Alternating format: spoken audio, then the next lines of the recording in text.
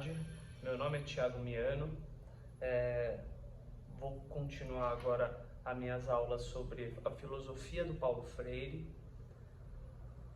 A primeira aula, a gente terminou a aula falando sobre o ser humano como um ser de praxis, como um ser capaz de intervir sobre o curso da sua realidade, de optar, de romper com um determinado estado de coisas.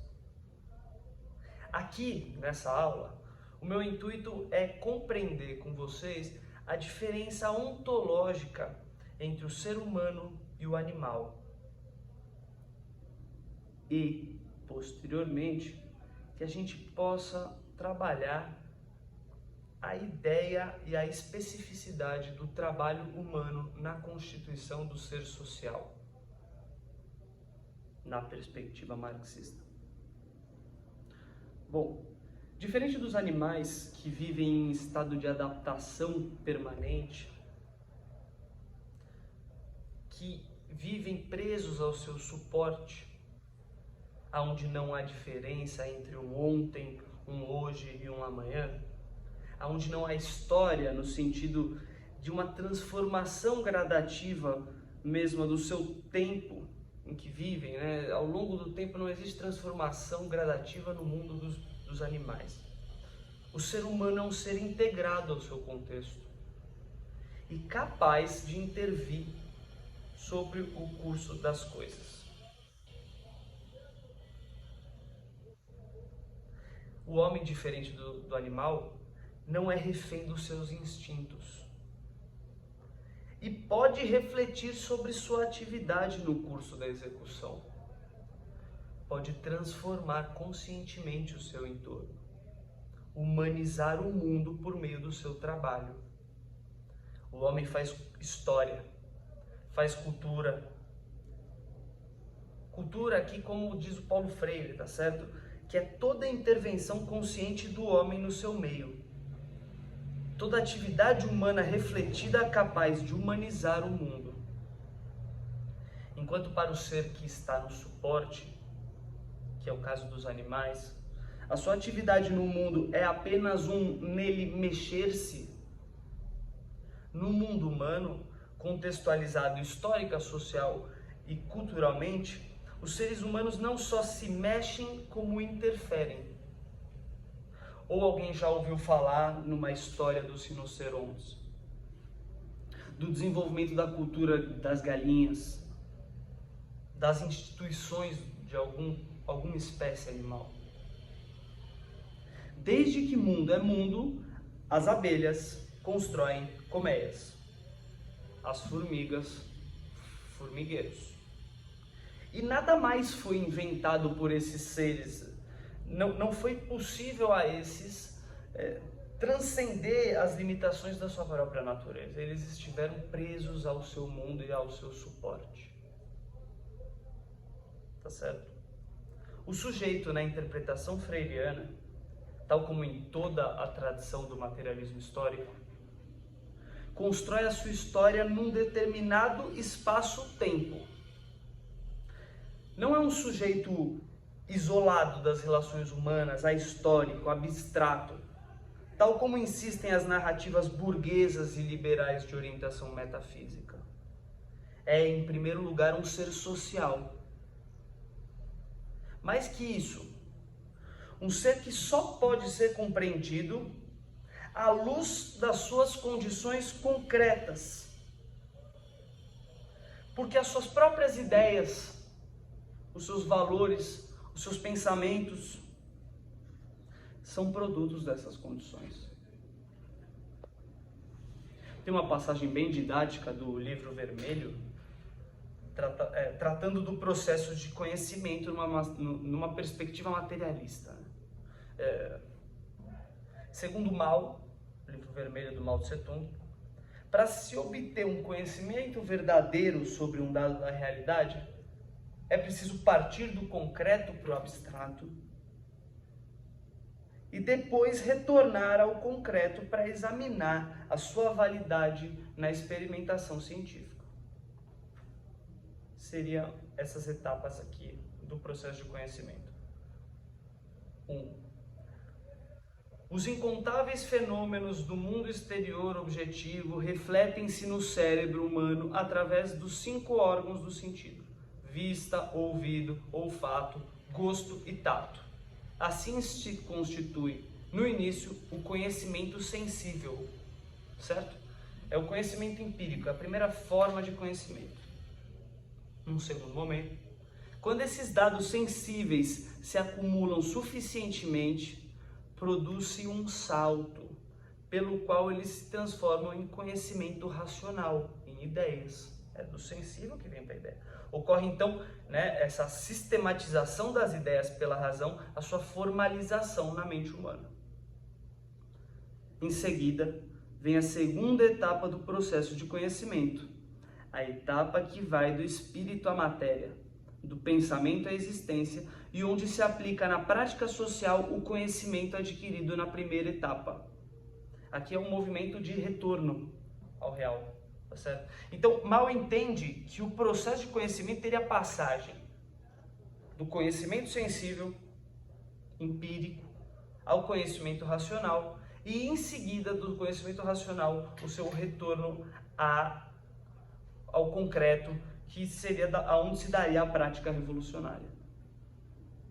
É por isso que no marxismo as ideias nunca caem do céu. Elas são resultado da prática dos homens. Elas são resultado da vida prática dos homens. E têm validade quando são comprovadas pela prática. Inclusive, eu recomendo mais do que o Livro Vermelho, que mesmo tendo sido o livro mais lido na história da humanidade, depois da Bíblia, claro, que é um livro demasiado escolástico, para não dizer até chulo em alguns pontos. Os textos sobre a prática e sobre a contradição, que são as contribuições filosóficas do mal. Ali tem uma exposição bem bacana mesmo do que é o processo de conhecimento materialista. Enfim, é próprio do marxismo desfazer-se dessa poeira ideológica legada pela filosofia anterior, dessa filosofia idealista que impregna a consciência dos homens. O sujeito cognitivo abstrato é substituído na análise marxiana pelo sujeito concreto, determinado pelas condições materiais de sua existência individual e social. Isso ficou muito claro, certo?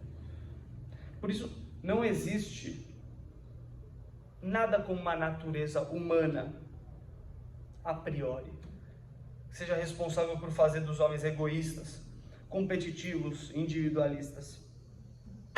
Se eles são assim, isso diz respeito às relações sociais às quais eles estão submetidos.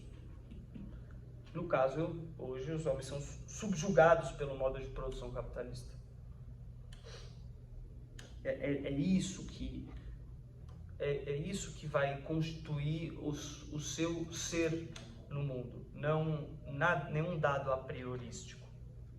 Entrando agora propriamente no trabalho, o trabalho é a categoria fundante do ser social. É o seu primeiro ato histórico. Antes de produzir arte, de refletir sobre a existência, de ler, o homem deve comer, deve vestir e deve morar. Daí aquela frase emblemática do discurso do Engels diante do túmulo do Marx, que diz o seguinte: assim como Darwin descobriu a lei do desenvolvimento da natureza orgânica, Marx descobriu a lei do desenvolvimento da história humana.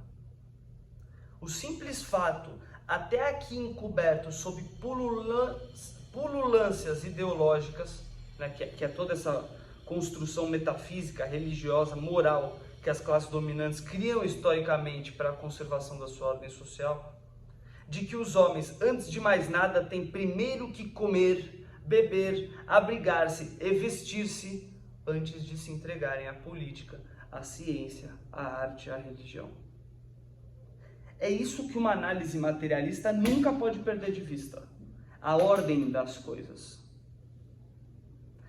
O trabalho é a categoria central no marxismo porque é por meio do trabalho que o homem garante a sua reprodução biológica e social, que constrói a sua realidade externa, seu mundo. E construindo o seu mundo, constrói também a sua própria natureza. O trabalho é a fonte de toda a riqueza humana. É a condição básica e fundamental da existência humana, da vida do homem na Terra. Nessa passagem famosa do Capital, Marx escreve: antes de tudo, o trabalho é um processo de que participam o homem e a natureza. Processo em que o ser humano, com sua ação, impulsiona, regula e controla seu intercâmbio material com a natureza. Então, o trabalho é um processo de intercâmbio entre o organismo humano e a natureza, da qual ele mesmo é parte. Esse ponto é importante. E que, ao atuar sobre a matéria natural para prover os seus meios de vida, quando o homem trabalha sobre a natureza, quando modifica a natureza, modifica também a sua própria natureza de homem. Surge com o tempo, por exemplo, na história, o andar ereto. Os braços vão se adaptando, aos movimentos laborais. Vão se desenvolvendo as mãos, o cérebro, que estimulado pelos desafios que o meio vai impondo ao homem, vai desenvolvendo seus primeiros atos cognitivos, dos mais simples, passando pelos mais complexos, a formulação de noções lógicas formais e sistematizadas. Como uma unidade dialética entre homem e natureza, o homem, ao transformar a natureza e submetê-la aos seus próprios fins, humanizar. Ao passo que, ao adequar o seu organismo às operações do trabalho, naturaliza-se.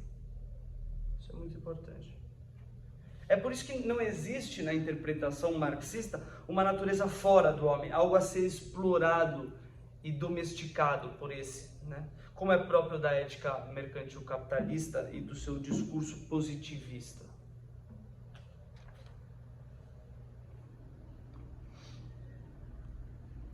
O trabalho é a atividade humana que permite com que o homem transcenda os limites da sua necessidade vital.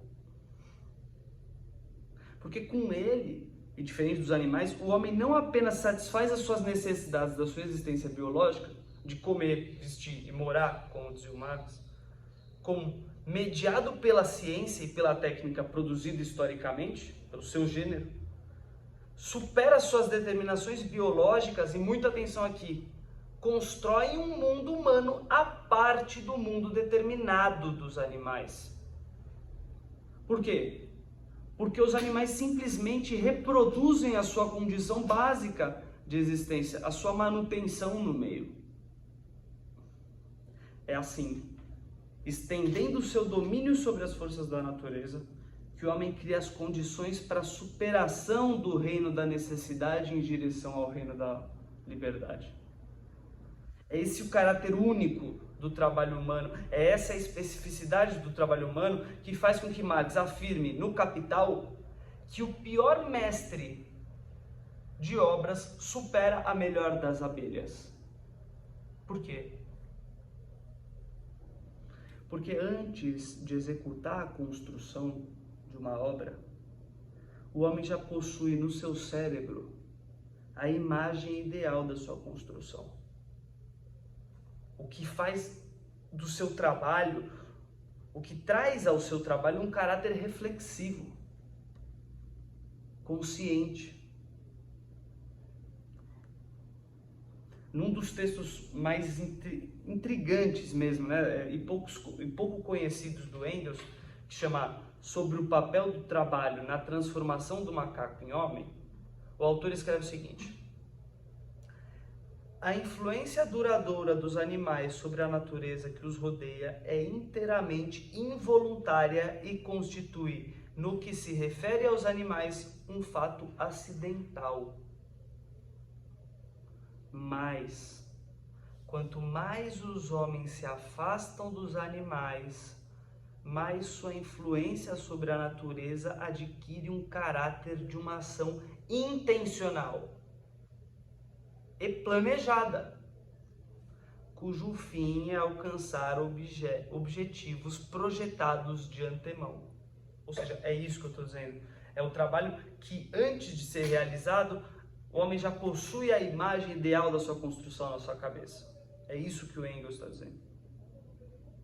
Ele tem o trabalho humano tem esse caráter intencional porque ele já sabe. Pode ser que não saia exatamente da maneira como ele quer, como ele gostaria, mas ele sabe o que ele está fazendo. Ele não está seguindo nenhum instinto, ele não está preso. Ele não é refém dos seus instintos como os animais, que só reproduzem aquilo que já está inscrito na sua natureza, no seu ser enquanto animal. O homem então modifica a natureza e obriga-a a servir-lhe. Essa é a diferença essencial entre ele e os outros animais, né? como diz Engels. Com o desenvolvimento das forças produtivas da humanidade, o homem expande o seu controle e domínio sobre o mundo natural. Ele não é mais parte do mundo natural. Ele é algo fora, ainda que ele esteja dentro e a gente entenda que essa reciprocidade entre natureza e trabalho, ao mesmo tempo o homem consegue ir criando um domínio, um controle sobre o mundo natural que os demais animais não conseguem.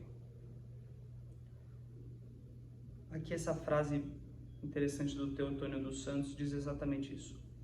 O homem separa-se precisamente dos outros animais a partir do momento em que começa a produzir e reproduzir suas condições de vida.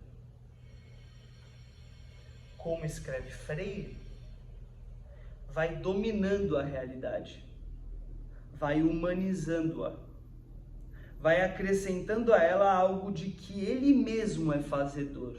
Ou seja, vai acrescentando por meio do seu trabalho refletido, que transforma a natureza e permite que o homem transcenda a condição do suporte no qual vivem os animais. Ele transcende, ele não tem uma natureza a priori, ele não está preso a um tipo de trabalho. Acho que isso ficou muito claro. Vai temporalizando os espaços geográficos. Só o homem percebe o tempo. Como dizia Santo Agostinho, o tempo é um atributo da alma humana. Só o homem pode dividir a história em passado, em presente e futuro. Diferente dos animais que vivem num presente esmagador. O homem faz cultura. A cultura, gente, é justamente essa atividade no mundo, do homem no mundo, e a sua intervenção consciente e criativa na realidade. Ela pressupõe uma liberdade, tá certo? Uma liberdade, uma escolha entre ir por aqui e não ir por ali, não estar preso a uma determinação a priori do seu ser. Por não se encontrar imerso no suporte, o ser humano pode ter consciência da sua atividade, seja ela produtiva, cultural, distanciando-se do mundo e transformando os objetos do seu entorno e a sua própria intervenção sobre a realidade em objetos, em atividades cognoscíveis, passíveis de reflexão. Foi por ele conseguir esse distanciamento. O animal não. A atividade do animal é uma atividade perfeitamente irrefletida. Faz o que faz pelos estímulos do meio e é determinado. Gente, atenção aqui. Não é condicionado. O homem é condicionado. O animal é determinado pela sua própria natureza instintiva. E é isso que faz deles seres ahistóricos, aculturados. Não tem cultura, não tem história. O animal não se separa da sua atividade que a ele se encontra aderida. O ponto de decisão dessa atividade se encontra fora dele, na espécie a qual ele pertence. Continua Freire, em outra passagem. Se a vida do animal se dá em um suporte atemporal, plano, igual, a existência dos homens se dá no mundo que eles recriam e transformam incessantemente. Se, na vida do animal, o aqui não é mais que um habitat ao qual ele contata, na existência do homem, o aqui não é somente um espaço físico, mas também um espaço histórico.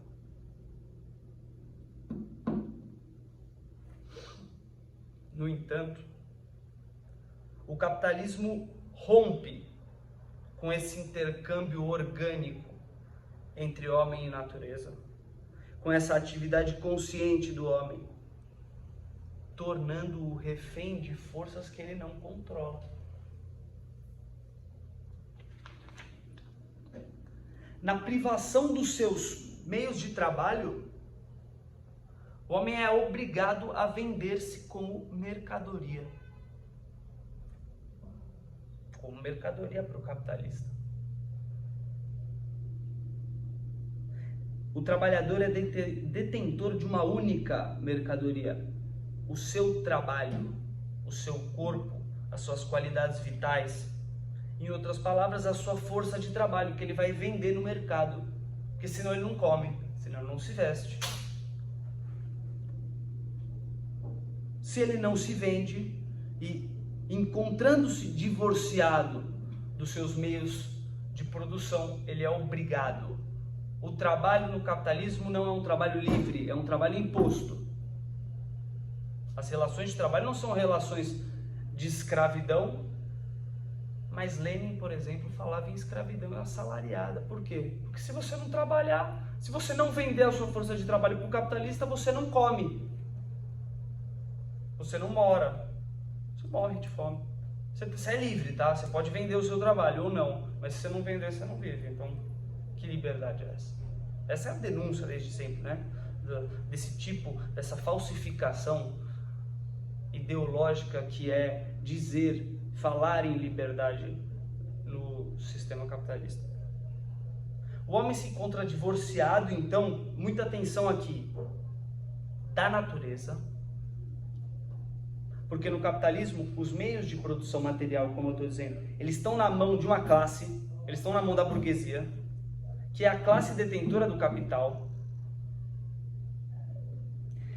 Ele se encontra também divorciado do fruto do seu trabalho.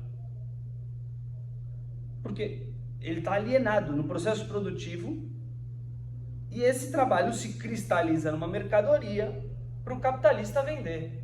Eu não produzo nada para mim, eu produzo para a empresa, para o capitalista depois vender e ter lucro com isso, para o seu negócio funcionar, continuar girando, para ele acumular capital, somente por isso. Ou seja, o fruto, eu estou divorciado do fruto do meu próprio trabalho. Segundo tipo de divórcio. Terceiro, do próprio processo sobre o seu trabalho, que é organizado e planejado sob a vigilância de quem comprou a sua força de trabalho para a valorização do seu capital. Ou seja, é isso. Se não é uma gerência, é algum tipo de inteligência que a empresa encontrou para supervisionar, para vigiar o seu trabalho. Então o trabalho também não tem nenhum tipo de liberdade no processo produtivo, ele é maçante, ele é alienante, o próprio processo é alienante também. E do seu próprio ser genérico como membro da espécie humana. Isso é muito sério também. O homem se depara cada vez mais com um mundo estranho, construído à parte da sua consciência. Um reino de mercadorias. O homem sofre desse estranhamento em relação ao todo. Vê a si mesmo como elemento separado do mundo material que ele construiu com as suas próprias mãos. Essa é a crítica, esse é o tamanho da crítica do marxismo, não é brincadeira. Ele não consegue, o trabalhador, experienciar esse mundo como obra sua. Até mesmo quando ele vê nas prateleiras do supermercado, quando ele vê nas lojas os produtos capitalistas, todos os bens que são produzidos e que são produzidos com o seu trabalho, ele não entende que foi ele que produziu aquilo. Ele é permanentemente enganado. Ele se depara a cada momento com um mundo estranho. E se sente estranho. Marx, numa das obras filosóficas mais fantásticas que a humanidade já produziu, intitulada Manuscritos Econômico-Filosóficos de Paris, fala o seguinte: se o produto do trabalho me é estranho, se ele defronta-se comigo como poder estranho, a quem ele pertence então?